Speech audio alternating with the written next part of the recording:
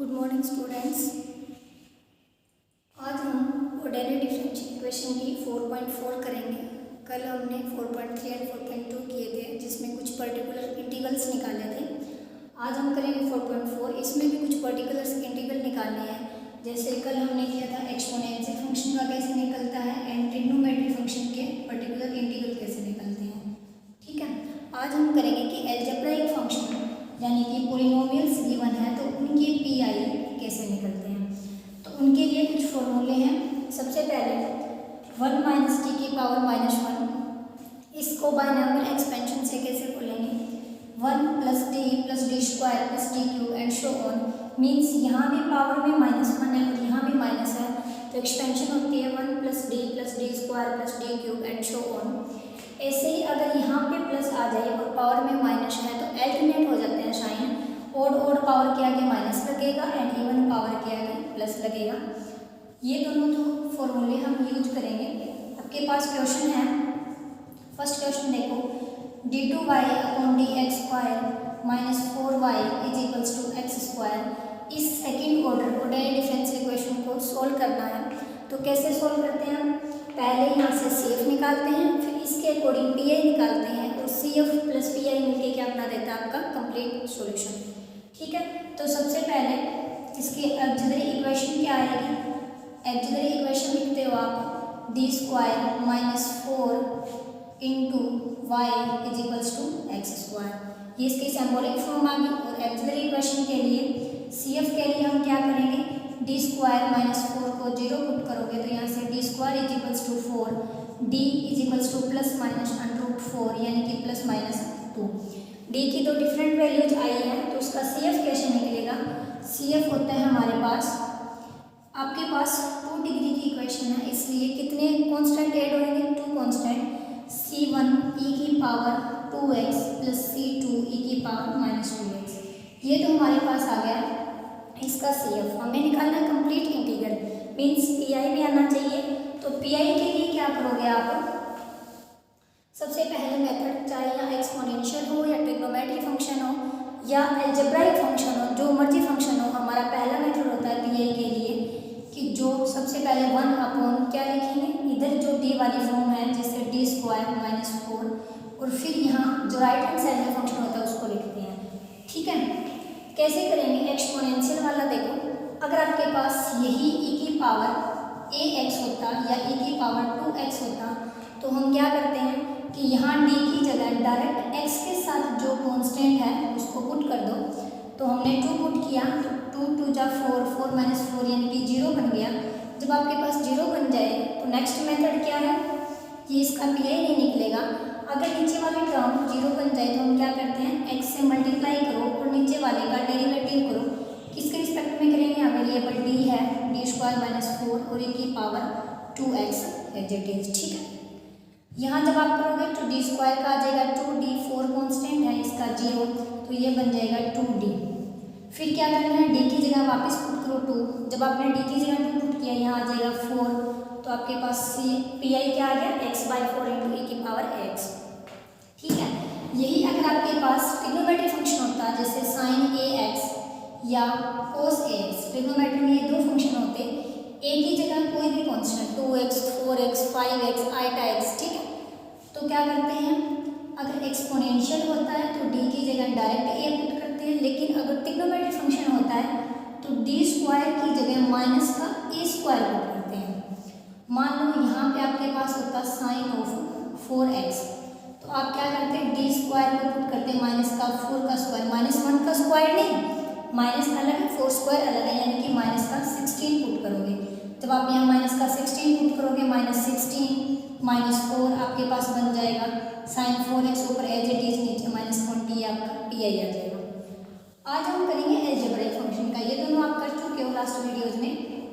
Algebraic मतलब अगर यहाँ पे कोई भी पॉलिनोमियल गिवन है तो उसको कैसे सोल्व करते हैं। सबसे पहले यही मेथड है कि 1 अपॉन d की टर्म लिखो, जैसे हमने d² -4 लिख दिया और यहाँ जो राइट हैंड साइड में फंक्शन है वो सेम लिख दिया। ठीक है, उसके बाद क्या करना है, यहाँ जो कांस्टेंट टर्म होती है उसे कॉमन ले लो। मीन्स हमने अभी फॉर्मूला पढ़ा था, एक तो 1 प्लस d की पावर हो या 1 माइनस d की पावर। ठीक है, मतलब हमें 1 माइनस या 1 प्लस में बनाना है, तो सबसे पहले यहाँ जो भी कॉन्स्टेंट टर्म है उसको कॉमन लो। तो आपके पास यहाँ कॉन्स्टेंट टर्म कितनी है, -4। जब आपने -4 कॉमन लिया तो d² अपॉन -4 यहाँ आ जाएगा, -4 कॉमन चला गया, ये आ गया प्लस का 1। ठीक है, x² एज इट इज। इसको आप कैसे लिख सकते हो, x² अपॉन -4 आपके पास कॉमन था, इसको 1 माइनस d² अपॉन 4 लिख सकते हो। ठीक है, इसी टर्म को हम ऊपर लेके जाएंगे। देखो पावर कितनी है इसकी, 1, तो x² अपॉन -4 तो एज इट इज। इसको आप जब ऊपर लेके जाओगे तो नीचे पावर पॉजिटिव है 1, तो ऊपर जाके क्या बन जाएगी, -1। ठीक है, इसको हम अभी एक्सपेंड करेंगे। जैसे 1, अभी आपने फॉर्मूला पढ़ा कि 1 माइनस डी की पावर -1 हो तो वो क्या होती है, ये d का मतलब ये नहीं कि यहाँ d² है, यहाँ d मीन्स यहाँ कुछ भी हो d में, तो क्या होता है उसका फॉर्मूला 1 प्लस d, यहाँ वाला है डी प्लस यहाँ जो टर्म है उसका स्क्वायर प्लस यहाँ जो टर्म है उसकी क्यूब एंड इनफाइनाइट तक चलता है। ठीक है, हमारे पास यहाँ कितना है, 1 माइनस d² अपॉन 4, d की जगह कितना है, d² अपॉन 4। कैसे लिखोगे, 1 प्लस ये कितनी टर्म है, d² अपॉन 4 प्लस इसी का स्क्वायर यानी कि d² अपॉन 4 की whole square and so on, ये चलता जाता है। और साथ में क्या था हमारे पास, माइनस का x² अपॉन 4। ये इस d का मतलब क्या होता है, डेरिवेटिव। अब देखो इसमें हम कौन कौन सी टर्म लेंगे, d² का मतलब इसके पीछे जो टर्म आएगी उसका 2 बार डेरिवेटिव करना है। तो इस चीज़ के साथ मल्टीप्लाई में हमारे पास है माइनस का x² अपॉन 4, तो यहाँ से -1/4 तो कॉन्स्टेंट, x² के साथ मल्टीप्लाई करो, 1 के साथ की तो x² आया प्लस 1/4, d² के साथ x² के मल्टीप्लाई, आगे टर्म हम नहीं लिखेंगे क्योंकि आपको यही पता लग जाएगा। d² का मतलब x² का 2 बार डेरिवेटिव करो, d की पावर 4 का मतलब x² का डेरिवेटिव करो 4 बार। आपको पता है जब आप x² का, इसका मतलब क्या हुआ, इसको ऐसे लिखते हैं d³ into d of x², इसका मतलब d³ इंटू इसका डेरिवेटिव 2x, एक बार और करेंगे d² बन जाएगा यानी कि 2, एक बार और करेंगे तो ये क्या बन गया 0। इसका मतलब x² का सिर्फ 2 टाइम तक ही डेरिवेटिव आएगा, 2 के बाद सारे डेरिवेटिव 0 होंगे, इसलिए यहाँ 4 टाइम वाला हम नहीं लिखेंगे। ठीक है, इसको आप कैसे लिख सकते हो, -1/4 x² प्लस 1/4, x² का 2 टाइम डेरिवेटिव, d² का मतलब 2 टाइम, तो d into d of x²। इसका मतलब क्या हुआ, इस d को टाइम इसका डेरिवेटिव 2x, इस d को टाइम इसका डेरिवेटिव 2, तो यहाँ से आ गया आपके पास 2 और आगे वाले टर्म सारे 0। ये आपके पास -1/4 अंदर मल्टीप्लाई कर दो, ये 1/2 आ गया, आपके पास आएगा माइनस का x² अपॉन 4 एंड माइनस का 1/4 इंटू 2, ये आपके पास आ गया pi। और कंप्लीट इंटीग्रल क्या होता है, CF प्लस pi, आपके पास इस इक्वेशन का सॉल्यूशन आ जाएगा। ठीक है, तो सारे जो भी आपके पास पॉलिनोमियल्स होंगे उनको ऐसे सोल्व करना है, पहले नीचे वाली टर्म को ऊपर लेके जाएंगे, उसको एक्सपेंड करना है। जैसे नेक्स्ट क्वेश्चन देखो आप, d2y upon dx² plus dy by dx minus 2y is equals to x plus sine x। पहले हम एक एक का कर रहे थे कि अगर यहाँ अकेला फंक्शन हो, चाहे एक्सपोनेंशियल हो, चाहे ट्रिग्नोमेट्रिक फंक्शन हो या पॉलिनोमियल्स हो, अब हम करेंगे इनके साथ कुछ और हो तो कैसे हैंडल करेंगे। CF तो आप वैसे निकालोगे जैसे पहले निकाल रहे थे, इसके सिंबॉलिक फॉर्म लिखे d² plus d minus 2 is equals to 0। यहाँ से आपके पास d की 2 वैल्यू जाएंगी, एक d की वैल्यू 1 आएगी, एक d की वैल्यू -2 आएगी, तो आपका CF क्या बन जाएगा, C1 कितने कॉन्स्टेंट ऐड होएंगे, 2 डिग्री की इक्वेशन है तो 2 कॉन्स्टेंट, C1 e की power 1 into x plus C2 e की पावर -2x, ये तो आपका आ गया CF। PI के लिए क्या करते हैं, यहाँ जो टर्म है x प्लस साइन x, उसको एज इट इज उठाओ, उसको डिवाइड करो, यहाँ जो d की फॉर्म में लिखा हुआ है यानी कि d² प्लस d माइनस 2। अब देखो इसको कैसे हैंडल करेंगे हम, ये अलग अलग करें क्योंकि एक्सपोनेंशियल जो ट्रिग्नोमेट्री है उसके लिए अलग से PI निकलता है, और जो आपके पास ये वाला फंक्शन है पॉलिनोमियल्स उनके लिए अलग से होता है, तो इनको अलग अलग डिवाइड करेंगे, x upon d² plus d minus 2 and plus sine x upon d² plus d minus 2।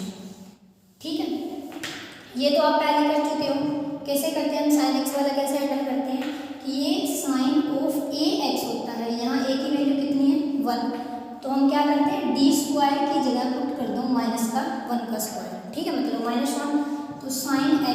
Divided by -1 plus d minus 2। ये तो पुराने वाला है, इसको आप क्या लिख सकते हो, d माइनस 3।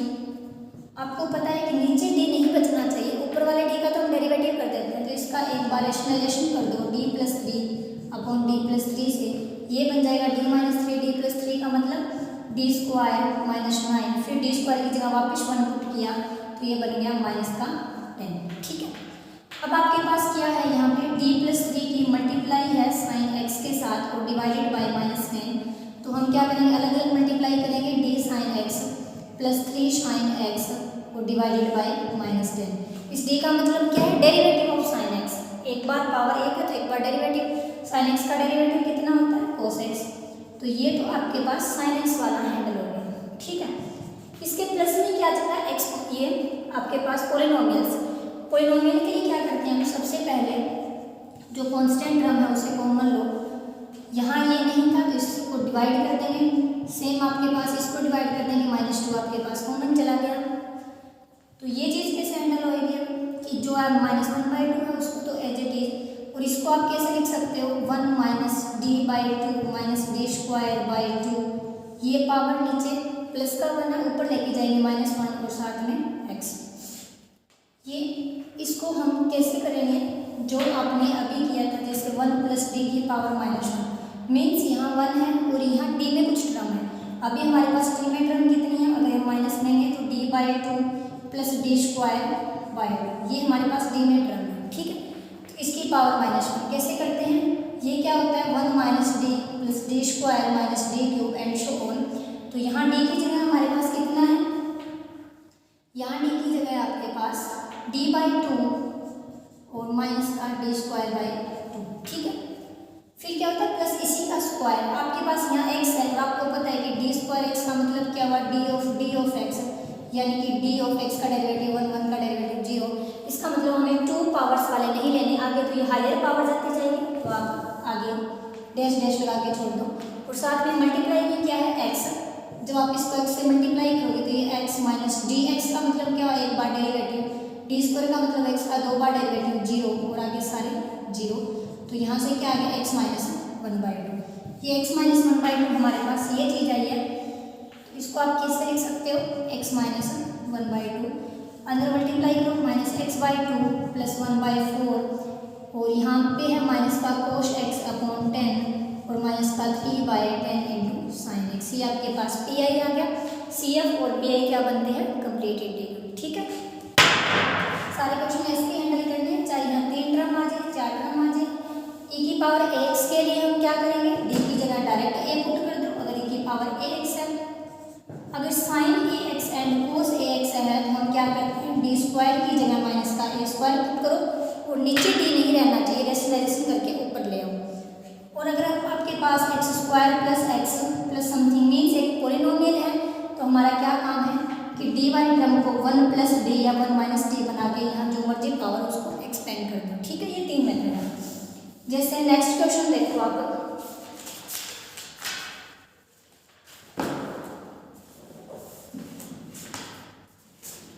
नेक्स्ट क्वेश्चन है d square Y upon D X square minus 4 dy by D X minus का 4y is equals to X square plus A की power x plus cos of 2x। इसमें तीनों method आ गए, algebraic भी आ गया, exponential भी आ गया एंड ट्रिग्नोमेट्री। तो सबसे पहले हम CF निकालते हैं। CF के लिए क्या बनेगा, d square minus 4d plus 4 is equals to 0। यहाँ से d की 2 वैल्यू जाएंगी आपकी 2 and 2। ठीक है, d की सेम वैल्यू है तो CF कैसे निकलता है, ये आपके पास क्योंकि रियल वैल्यू तो एक्सपोनेंशियल में आएंगे और कितने आर्बिट्ररी कांस्टेंट आएंगे 2, तो आप इसको ऐसे लिखते हो y is equal to c1 e की power 2x plus c2 e की पावर 2x। लेकिन ये देखो रिपीटेड है, हम सेम नहीं लिख सकते, तो आप क्या करोगे, इसमें सबसे पहले e की पावर 2x कॉमन ले लिया। अब हम सेम क्यों नहीं लिख सकते, क्योंकि c1 भी एक कांस्टेंट, c2 भी एक कांस्टेंट, तो ये दोनों का एडिशन एक कांस्टेंट आएगा। लेकिन ये तो फिर एक ही कांस्टेंट बनाना, आपके पास 2 डिग्री की है, तो 2 कांस्टेंट के लिए क्या करोगे, एक तो c1 एज इट इज, एक c2 के साथ x की मल्टीप्लाई कर देंगे। अब ये अलग कांस्टेंट है, ये अलग कांस्टेंट है। ठीक है, ये तो सेफ आ गया। मेन था pi, पी आई कैसे निकालेंगे? सबसे पहले 1 अपॉन ये डी वाली टर्म लिखेंगे, D square minus 4d plus 4 and साथ में एक्स स्क्वायर प्लस ए की power x plus cos 2x। क्योंकि ये तीनों टर्म डिफरेंट हैं और इनके मेथड भी डिफरेंट है, इसलिए इनको अलग अलग डिवाइड करेंगे। पहले लिखेंगे x square upon D square minus का 4d प्लस 4 प्लस ए की power x upon D square minus 4d plus 4 and plus cos 2x divided by D square minus 4d plus 4। ये दोनों आप कर चुके हो। कैसे? e की पावर x में क्या करना है, d की जगह 1 पुट कर दो। cos 2x में क्या करना है, d स्क्वायर की जगह माइनस 2 का स्क्वायर पुट कर दो। पहले इन दोनों को सोल्व करो, d की जगह 1 पुट किया, ये बनेगा 1 का स्क्वायर माइनस 4 प्लस 4 यानी कि 1 डिवाइड बाई 1 लगाओ ना लगाओ, इसका सोल्यूशन हो गया। इसमें d स्क्वायर की जगह माइनस 4 पुट किया तो माइनस 4 से प्लस 4 कैंसिल हो गया, ये आ गया अपने इसका 4d। क्योंकि d नीचे नहीं होना चाहिए तो d से मल्टीप्लाई कर दो, d से डिवाइड कर दो, ये फिर डी स्क्वायर बनेगा और डी स्क्वायर की जगह फिर माइनस का 4 पहले था यानी कि 16 और साथ में डी। और डी का मतलब क्या होता है, डी का मतलब होता है डेरिवेटिव। तो cos 2x का डेरिवेटिव कितना आएगा, माइनस का sin 2x into 2 divided by 16। ये दोनों टर्म हैंडल होगी। अब हम इसको सोल्व करेंगे। ये दोनों तो प्रीवियस वीडियोस में भी आप देख चुके हो, वैसे ही सेम करना है। एक्सपोनेंट ये अलजेब्राइक के लिए क्या करते हैं, हम पहले यहाँ से कांस्टेंट टर्म कॉमन लेनी है। यहाँ कितनी कांस्टेंट टर्म है, 4, ऊपर लिख देती हूँ इसे। ये दोनों टर्म प्लस में चलती जाएगी। इसको देखो, x square upon D square minus 4d plus 4 को कैसे हैंडल करोगे, एक्स स्क्वायर अपॉन 4 कॉमन ले लो, कांस्टेंट टर्म 4 है जिसमें d नहीं है तो यहाँ से 4 कॉमन लिया, ये 1 आ गया, प्लस इसमें इसके डिवाइड में 4 नहीं था तो माइनस का 4d अपॉन 4 आ जाएगा प्लस का डी स्क्वायर अपॉन 4। हमने क्या किया, इसको पहले लिख दिया कांस्टेंट टर्म, फिर 1 पावर वाले लिख दिया, फिर 2 पावर वाले। ठीक है, नेक्स्ट स्टेप क्या होता है कि इसको 1 प्लस डी की फॉर्म में बनाओ या 1 माइनस डी की फॉर्म में। मीन्स यहाँ माइनस या प्लस, अगर आप माइनस कॉमन लोगे तो ये चीज़ क्या बन जाएगी, ये माइनस का डी। ठीक है, फिर क्या कहते हैं, इस सबको ऊपर ले जाओ क्योंकि ये पावर 1 है, ऊपर जाके पावर कितनी बन जाएगी, -1। तो जब आप ऊपर लेके जाओगे एक्स स्क्वायर बाय 4 तो एज इट इज, इसको ऊपर लेके गए पावर बन गई -1।